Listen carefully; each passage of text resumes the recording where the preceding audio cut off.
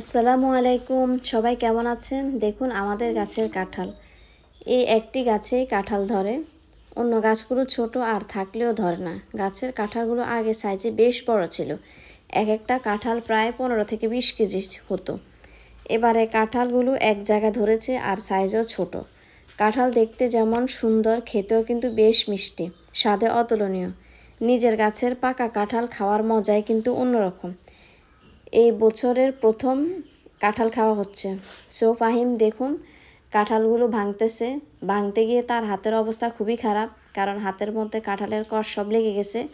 তো তারপরও সে খুশি, কারণ কাঁঠালগুলো দেখতে যেমন সুন্দর, তো খেয়ে সে দেখবে যে কেমন হয়েছে। দেখুন কাঁঠালগুলো দেখতে কিন্তু খুবই সুন্দর।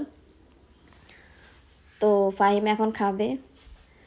ফাহিমে কাঁঠাল খেয়ে তো খুবই খুশি, তো সে এখন লাইক দিতেছে যে সত্যি। আপনারা যারা এবারে পাকা কাঁঠাল খেয়েছেন কমেন্টসে জানাবেন। ওকে, আল্লাহ হাফেজ।